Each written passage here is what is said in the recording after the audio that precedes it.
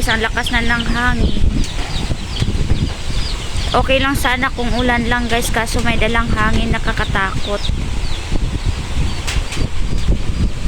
So ako lang dito mag-isa guys, wala yung anak at saka biyanan ko dito, andun sa may sa tindahan ng kapatid ng asawa ko. So ready na po yung mga aking mga lalagyan ng tubig dito guys. So ayan, nag-ulan na guys.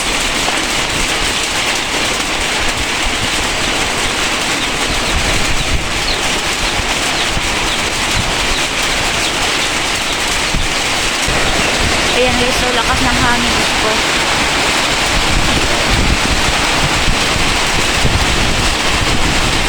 May bagyo yata ba? Ay, nakatakot dito guys. Ako lang mag-isa dito guys. So hey guys, nagsusuot po ako ngayon ng aking mahiwagang raincoat kasi mag-iimbak na naman po tayo ng tubig ulan guys kasi umulan na. Kanina pinakita ko, kanina lakas na ng hangin pero ngayon di naman masyadong malakas. So salamat sa Diyos at yung hangin tumigil din. So tara guys, samahan niyo po ako. Ipapakita ko po sa inyo yung mga ginagawa ko kapag umuulan dito sa amin. So ayan, tingnan nyo guys. Ayan. Nag-iimbak ako ng tubig. So dito meron ako, ayan. Yung tent guys, binutasan ko talaga para yung tubig makadaan dito. Tapos malagay siya dito sa may timba. Tapos pag puno na tong timba guys, isasalin ko naman dito yung malinis na yung nakasala. Isalin ko dito sa mga container para may magamit na kami guys. Ganito yung buhay ko pag pag maulan dito. Para-paraan na lang para may magamit na tubig. So ito, ayan.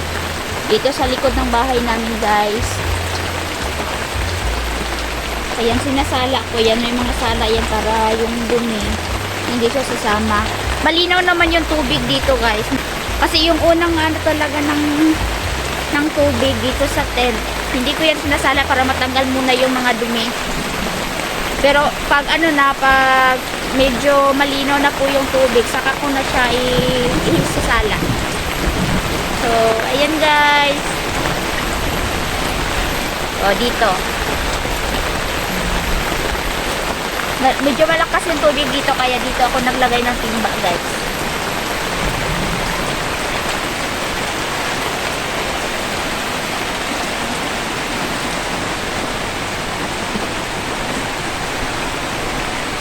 So, ayan, doon sa may gilid namin. Ayan, kung nakikita yun nyo, may mga ref tub po dyan.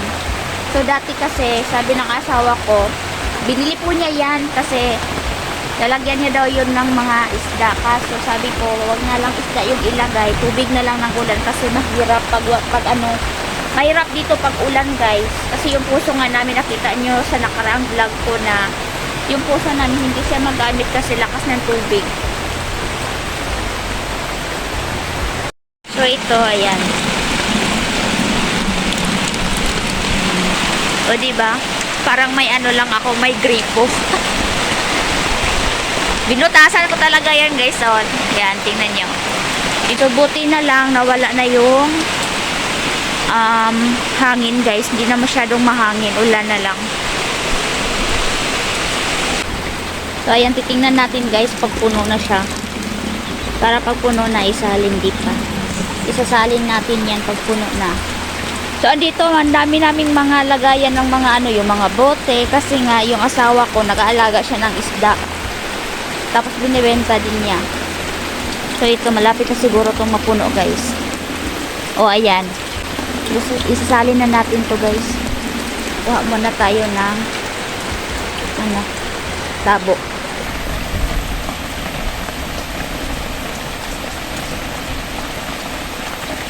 Ayan, puno na guys. Salin puno na.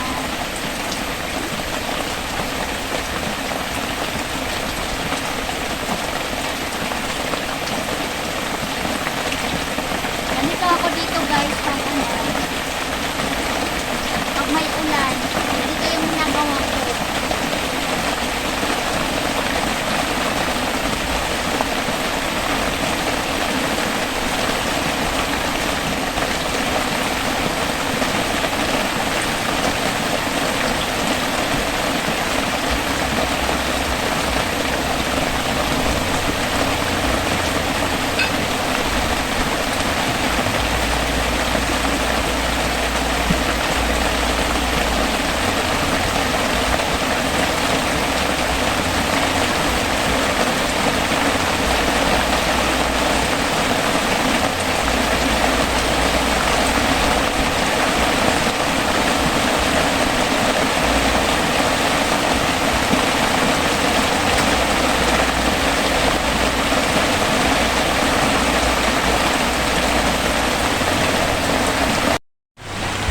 ayan na guys. Yung ibang container meron na pong laman. Nasalin ko na po yung iba guys.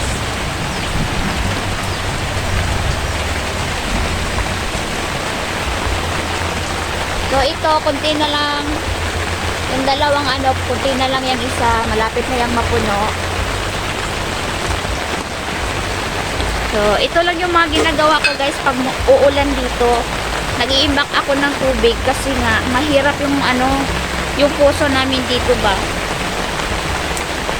Ito talaga yung ginagawa ko pag pag laging umuulan dito. Nag-iimbak ako ng tubig.